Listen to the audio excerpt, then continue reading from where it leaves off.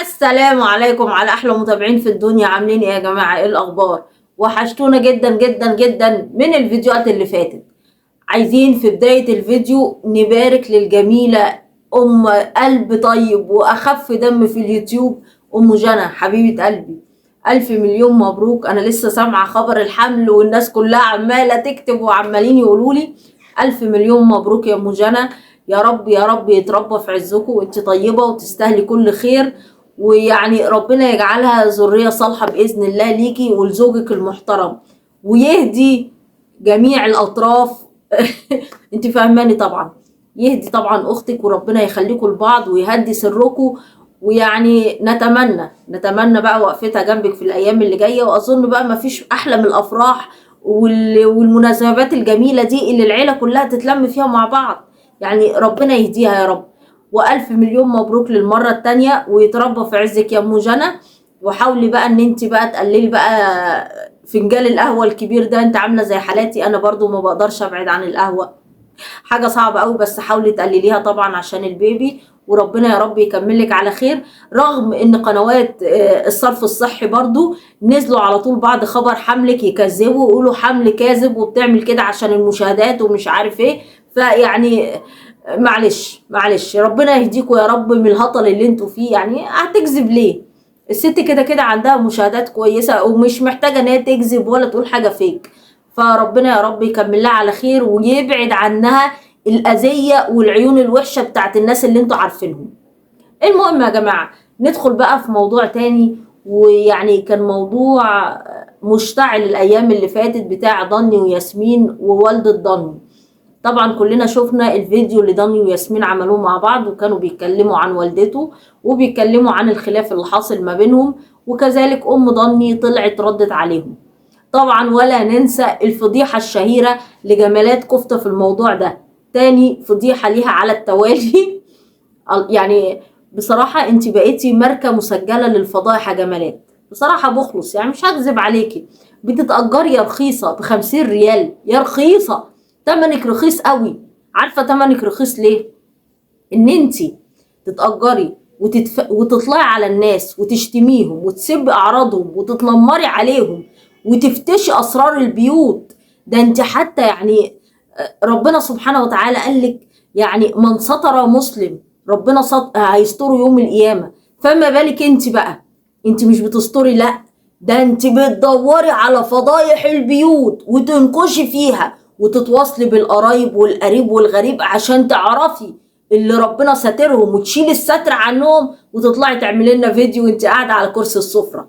الهي ربنا يشيل ستره عنك زي ما انت ما بتحاولي كده وتبحثي عن شيل الستر عن الناس كلها وعن فضحهم. فانت ربنا سبحانه وتعالى يعني ربنا اسمه العدل. شوف انت بتطوري على فضايح الناس ازاي وعلى اسرار بيوتهم. ربنا يبعت لك سبحانك يا رب اللي يفضحك انت وتبقى فضحتك بجلاجل. يعني سبحانك يا رب ربنا اسمه العدل. فاكره حوار محمد غزة ودودو شانل برضو لما طلعوا برضو فضحوكي نفس الفضيحه دي، وقالوا ان انت كنت بتتعاملي مع اهله وبتاخدي منهم 1000 جنيه على فودافون كاش وتطلعي تشردحي وتشرشحي لدودو. وكذلك ان انت تجيبي اسرارهم الداخليه اللي كانت جوه البيت. كنت بتتملي وتقبضي وتطلعي. فربنا سبحانه وتعالى ربنا اراد انه يفضحك لتاني مره. طلعوا ضني وياسمين قالوا برضو ان انت صاحبة عمو ناجي. عايزه اعرف يعني بجد والله انت مش بتختشي على دمك؟ ولادك اطول منك وانت بالمنظر ده وعظمه كبيره ورايحه جايه مع اي حد والكلام ده كله عشان تاخدي اخبار واسرار. انت فعلا لما دودو شو قالت عنك ان انت امراه سيئه السمعه والله ما كذبت. ليه؟ انت كان تاريخك حافل ايام ما نجم. بسم الله ما شاء الله يعني حدث ولا حرج وحفلات بيت العيله. فاكره واصل احنا حاضرين التاريخ كله لما كانت بتقول لك امشي ده انت شبهتيني. تفضلي قاعده جنبيها كده في الفجر لغايه الفجر ما يطلع تبقي ما انتش عايزه تمشي وقاعدين بقى سهرانين. فيعني انت فضايحك كده كده يعني ماركه مسجله. ولكن ربنا اراد انه يفضحك للمره التانيه. وتطلع ياسمين ومعاها ضني ويحكوا عن علاقتك بعمو ناجي ويحكوا عن ال50 ريال اللي كان بيدفعهم لك مقابل ان انت تطلعي. ورحتي عامله لايف بعد كده بتعيطي. دموع التماسيح دي ما دخلتش عليا بصراحه. دموع تمثيل وتمثيل هابط. عارفه يعني ايه تمثيل رخيص؟ ما هو لما اتزنق واتفضح اطلع اتصعبن على الناس واعيط، يمكن حد اهطل يصدقني. وفعلا الهطل الله اكبر، كل ما تعيطي كل ما الملصق ينزل، تقومي ماسحه دموعك، تعيطي الملصق ينزل على طول. سبحانك يا رب. وشفت مقطع عند قناه ام ريبال برضو، يعني في واحد المفروض انت بتحاسبيه، واقف نص ساعه قبل ما تخلصي اللايف عشان تحاسبيه، وبتحاسبيه قصاد الناس. يعني منتهى قله الذوق وقله الادب، اللي هو يعني بتمني عليه، تعالى تعالى خد بس خد قال يعني هتديله بقشيش؟ ده انت كده. يعني اللي بيعمل الخير ما بيعملوش قصاد الكاميرا، ولا احنا شايفين غلط؟ ولكن انت بتتمنظري، يعني حركه مفقوسه وحركه بلدي قوي. فالمهم عملت اللايف وبتصعبين على الناس وبتعيطي وبتقولي هو انا عملت حاجه؟ ده انا بجيب من قلب قنواتكم، وبتعيطي وبتتحاسبني. وشتمتي في ياسمين وخدتي في عرضها يا سببت الاعراض يا قذره، وتقول لها انت عارفه انت اتجوزتي ازاي ومش لازم اقول. انت مالك انت مالك هي اتجوزت ازاي ولا ما اتجوزتش ازاي؟ وانت اتجوزت ازاي؟ انا على فكره ماليش اي مصلحه معاهم وانتوا عارفين كده كويس، ويمكن انت بخلص اكتر واحد عارف الكلام ده. انا ليش مصلحه مع الناس دي خالص، ولا بكلمهم ولا في بيننا تواصل ولا هيكون فيه. ولكن كلمه الحق اللي ترضي ضميري قصاد ربنا سبحانه وتعالى. انت مالك هي اتجوزت ازاي ولا ما اتجوزتش ازاي؟ وانت اتجوزت ازاي ومتطلقه ازاي؟ وابو يحيى رميكي ليه؟ مش انت بتحاسبي الناس؟ مش انت داخله ومدخله من خارج دون في حياه الناس بالمنظر ده وبتعايريهم وبتقلي ادبك؟ انت مالك مالك ومال ستر ربنا على البني ادمين؟ احنا كلنا ماشيين بستر ربنا، يوم ما الستر ده يتشال عننا بنتفضح كلنا. انت مالك؟ هو ده نقد؟ مين اللي علمك ان النقد شردحه وشرشحه وقله ادب وخطف الاعراض وشتيمه وتنمر على الناس؟ ايه القرف اللي انت بتعمليه ده؟ لا وعجبتني بقى حته قوي. اقسم بالله انت منافقه والله العظيم. طالعه بتقول لهم ايه؟ انا ضد اهانه اي ام. روح يا ضني بوس رجل امك، مالكش غيرها الام. فكرتني بمحمد هنيدي، فاكرين الفيلم؟ ممكن يكون ليك كذا اب لكن هي ام واحده. والله العظيم. طالعه بتقول لهم كده انا ضد اهانه اي ام. الله، وهي ام صدفه دي ما كانتش ام؟ بلاش ام صدفه، انا اللي انت نازله تريقه عليها وشتيمه وتنمر وتحط لها صورتها اللي بهاء مديهالك، وتقولي لي يا بنت المكحومه وبنت السجانه وتشتمي وتدعي على امي. دي مش ام، انت ست سافله. ست سافله. عارفه يعني ايه ست سافله؟ ست مش محترمه بجد. ولو امك المكحومه دي عرفت تربيكي ما كانتش طلعت لنا شخصيه قذره زباله زيك بتتأجر بقرشين. انت تمنك رخيص زي ما دودو قالت عليكي. دودو اللي انت ثبتي في عرضها واذعتي فيوسات، انت عارفه ان هي مش فيوساتها، ومع ذلك انت ما عندكيش ضمير، ضميرك مطاط استك. بتتأجري بكام دولار؟ زي ما طلعتي على ستك وتاج راسك مدام هناء لما القرعه رمت لك 50 دولار برضه. انت هو ده تمنك، رخيصه. فمحدش يا جماعه تدخل عليه دموع التماسيح بتاعتها والعياط وتقول انا عمري ما اهنت يوم. انت كذابه برخصه، انت ست سافله بجد والله. انت ما سبتيش قناه في حالها، انت بتنبشي في ستر البيوت. فربنا ان شاء الله هيسلط عليكي اكتر من كده. سيبك من الفضايح دي، ده في فضايح اكتر من كده ان شاء الله ربنا هيوعدك بيها وهيوريها لك، لان انت بتشيلي ستر البيوت عن الناس. فان شاء الله ربنا برضو يبعت لك كده اللي يشيل ستره عنك وعن ولادك. زي قبل كده ما كنتش ماسكه في بنات مدام هناء وبيلبسوا وبيعملوا، ربنا اراد انه يشيل الستر عن بنتك وتنزل صورها وهي ملطه خالص برضو، مع ان التانيين في اوروبا لكن انت هنا في شبرا. فشوفي سبحانك يا رب، يعني ربنا اسمه العدل. ما علينا، اركني على جنب. انت وقتك خلص، وبصراحه اخدت اكبر من وقتك يا جمالات. انت حاجه قد كده والله، حاجه لا تذكر. ندخل على مشكله ياسمين وضني ووالدته. مبدئيا كده زي ما انا بقول لكم، انا ماليش مصلحه مع اي طرف من الاطراف، و يعني ماليش اي هدف خالص من الفيديو ده غير ان انا اقول رايي في مشكله مطروحه على العام، مش اكتر من كده. طبعا احنا عارفين الخلافات اللي ما بين ياسمين وما بين والدة ضني من الاول خالص، وان يعني والدة ضني معنى الكلمة مش قابلة ياسمين، ياسمين مش نازلة لها من زور، او هي مش عايزة الجوازة من الاول، كانت يعني معترضة، ويعني هي بلع شوية مية ورا ياسمين عشان خاطر ابنها بيحبها، ودي حقيقة ابنها بيحبها فعلا، ربنا يخليهم لبعض. فيعني واضح ان هي فعلا يعني بتغير على ابنها جدا، ودي طبيعة اي ام على فكرة، يعني مش بس ان هو ابنها وحيدها. انا هو عن نفسي وعندي ولدين مش ولد واحد، ربنا يخليهم لي، ما تخيلتش ان واحدة يعني في يوم من الايام تيجي تاخده مني بصراحة. يعني اكلمكم بمنتهى الامان، لو انا حطيت نفسي في موقف الحما فانا هبقى متغاظه جدا من مرات ابني دي. هتقولي ما انت واخده واحد برضو من امه، هقول لكم انا ياخد، لكن غيري ما تاخدش. ما اعرفش بقى، سموها انانيه، سموها غيره تملك، سموها زي ما تسموها، ولكن بصراحه الام بتبقى يعني عايزه اللي هو لما بتكبر كمان بتبقى عايزه ابنها يعملها على انها طفله، او يعملها على انها يعني هي اللي في قلبه لوحدها، ما حدش غيره، يعني ما حدش غيرها، سوري، يعني هي بقى دنيته كلها. لكن ان هو يبقى في واحده بيحبها وعايش معاها ومالي عليه دنيته، بتبقى غيره جامده جدا من الام. فانا مقدره موقفها. نيجي بقى لو انا حطيت نفسي في موقف مرات الابن، فانا هبقى مش طايقه حماتي دي. يعني وانت غيرانه عليه مني، ما هو جوزي، ده انت خانقه يا شيخه، ايه ده، كاتمه على نفسنا طول الوقت. بنلاقي الضحيه الوحيده في الموضوع ده هو دايما الابن او الزوج، هو يعني موضع يا عين النزاع اللي كل واحد بيشد من ناحيه. عايزه اقول لك على حاجه يا ضني، ربنا يخليك لياسمين ويخليها لك، وتجيبوا البيبي او مش عارفه ولد ولا بنت، البيبي ايا كان يعني على خير باذن الله، ويتربى في عزكم. طبعا لا ينفع تزعل امك، ولا ينفع ان انت تطلق مراتك وتهد بيتك وتشرد ولادك، ولا كلام من ده.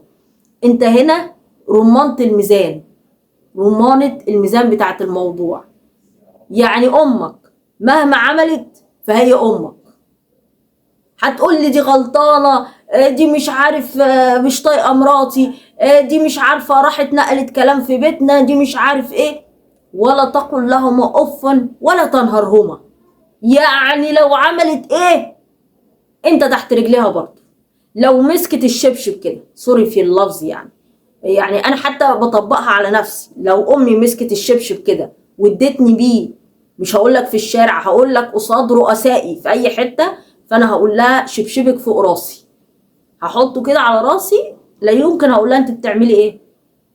ولما الام بتكبر في السن، معلش بتبقى محتاجه زي ما هي راعتك وانت صغير وكانت بتاخدك على قد عقلك وانت عيل صغير، محتاجه كمان ان انت تاخدها على قد عقلها، ايا كان بقى غلطانه ومش غلطانه. فانت دايما صح يا امي، وكلامك على راسي وجزمتك على راسي، واللي تقوليه هو اللي هيمشي. عايزه القناه، ما تعمل قناه، انت زعلان ليه؟ ايه اللي مضايقك في ان هي تعمل قناه؟ بتقول مش محتاجه ماديا، ما يمكن محتاجه لها معنويا، مش لازم ماديا. تتكلم مع حد، تفضفض مع حد، تحس ان في متابعين بيسالوا عليها، يبقى ليها هدف في الحياه ان هي تقوم تصور وتعمل وبتاع. انت ايه اللي مزعلك من القناه؟ يعني ليه؟ يعني انا ما فهمتش جملتك وانت بتقول لها يا انا يا القناه. ليه؟ ليه ما تسيبها تتسلى في حاجه؟ انت ايه اللي مزعلك من قناتها؟ ايه اللي مزعلك من قناتها؟ ده اللي انا مش فاهماه بصراحه. ما تعمل اللي تعمله. اللي مزعلك ان هي تكون تعاونت مع حد، شايفين مثلا ان هو من اعدائكم ولا كلام من ده، هي حره ما تتعاون مع اللي هي عايزه تتعاون معاه، اهم حاجه ما تضركوش انتوا، ده اهم في الموضوع. وبعدين برضو ايا كان انت تقدر تتكلم معاها وتقدر ان انت تبعدها عن اي حاجه انت ما انتش عايزها، ولكن واضح ان انت معاند وهي معانده. فيعني الدنيا صعب عليا الفيديو بتاعها لما عملته عيطت، لان بتبقى حرقه الام صعبه جدا جدا جدا لما ابنها يضايقها او ينصف مراته عليها ايا كان، حتى لو هي اللي غلطانه، حتى لو هي اللي غلطانه بتبقى زعلانه قوي ومحروقه ان ابنها ينصف مراته عليها. يعني شقايه بقى وتعب عمري ده كله راح على الارض. جت واحده اخدته على الجاهز، وكمان هو في صفها ضدي رغم وقفتها في ظهرك ايام مشاكلك مع ياسمين. فيعني دي حاجه ما فيهاش نقاش، ما فيهاش نقاش، واللي يقول غير كده يبقى منافق وكذاب. اللي يقول لك طنشها واعملها يبقى منافق وكذاب ومش عايز لك الجنة، لان الجنة تحت اقدام الامهات. حتى لو عملت ايه، حتى لو هي غلطانة، فانا اخدها على قد عقلها واريحها على قد ما اقدر واقول لها انا اللي غلطان، وتعمل اللي تعمله وتنقل اللي تنقله وتعمل اللي هي عايزاه كله. دعوتها هي اللي هتدخلك الجنة. بالنسبة بقى نيجي لمراتك الناحية التانية، برضو مراتك نفس الوضع. ما ينفعش ان انت لا تهد بيتك ولا تيجي عليها ولا تشرد ولادك ولا كلام من ده، بس لازم مراتك تفهم ان اولوياتك هي امك، ولازم هي اللي تحاول توفق معاها الاوضاع باي شكل ايا كان، حتى لو هتيجي على نفسها تراضيها، تاكل بعقلها حلاوه. الكلام ده كده، ده اللي انا افهمه. اما بالنسبه بقى للسكن فهو ده اللي عامل مشكله، لا نسكن هنا لا نسكن هنا. فانا شخصيا اللي مرضاهوش لنفسي ما برضاهوش لغيري.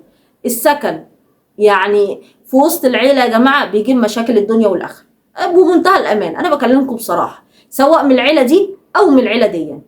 فمن الاحسن ان انتوا تروحوا زيارات خفاف خفاف وتمشوا. من الاحسن ان انتوا تاخدوا شقه تستقلوا بيها بعيد عن الاهل، سواء هنا او هنا، عشان خاطر تحافظوا على بيتكم. الزيارات مش هتزعل، لكن القعده ليل ونهار في وش بعض هي دي اللي هتجيب المشاكل وهتجيب النكد كل ثانيه. فاخد مراتي واخد ولادي واقعد في مكان بعيد عن العيله دي وبعيد عن العيله دي، ايجار بقى تمليك زي ما ربنا يرزق ايا كان. المهم ان انا اشتري دماغي من المشاكل وتبقى الدنيا هاديه. ده رايي ودي نصيحتي، وانتوا احرار تتقبلوها او ترموها في الزباله، دي حاجه بتاعتكم برضه. ولكن انا شايفه ان يعني قرب الاهل زياده عن اللزوم من الازواج بيخرب الدنيا. ايا كان يا ضني، روح صالح والدتك، ترمي تحت رجليها وخليها تعمل اللي هي عايزاه كله. ان شاء الله تطلع تهزاك قصاد الملأ، حط شبشبة على راسك، وده ما بيقللش منك، بالعكس ده بيكبرك. وزي ما هتعمل زي ما هيتعمل فيك في ولادك، زي ما هتعمل زي ما هيتعمل فيك في ولادك. خلي بالك من الكلمة دي كويس جدا. وحاول ان انت تفهم مراتك ان دي امي، وان يعني توفق الاوضاع وايا كان ايه اللي بيحصل. حتى لو في خلاف بينك وبين والدتك فهي تبعد خالص، وانتوا الاتنين مع بعض، وكل حاجة ان شاء الله هتهدى وهتتحل. اما بالنسبة لجمالات كفتة، نرجع تاني لكلمة جمالات كفتة لان هي استفزتني اول كلمة. قلت لها يا بنت الخدامة. طب مش يمكن الخدامة دي اشرف من امك؟ مش يمكن الخدامة دي ربتهم وتعبت عليهم؟ ايه يعني يعني ايه لما عيل واحدة اقول لها يا خدامة او يا بنت الخدامة؟ ليه؟ ليه قلة الادب والسفالة؟ ليه؟ هي الخدامة دي مش مهنة شريفة؟ ما كانتش بتشتغل بالحلال وتاكل لقمتها بالحلال؟ ما هي لو كده ولا كده الطريق الشمال اسهل بكتير في فلوسه، ولكن طالما اختارت الطريق الحلال يبقى ست محترمة. بس بصراحة انتي انسانة يعني قمة في السفالة وفي قلة الادب. بصراحة انتي فقتي الحدود كلها، وبصراحة تستاهلي الفضيحة اللي هم عملوها لك وقالوها. بصراحة يعني 50 ريال يا رخيصة، 50 ريال. انا كل ما افتكر الموضوع ده اقع على نفسي من الضحك والله العظيم. ربنا شوف اراد يفضحك ازاي، عشان تبليك على كل ست وتبليك على دودو شو.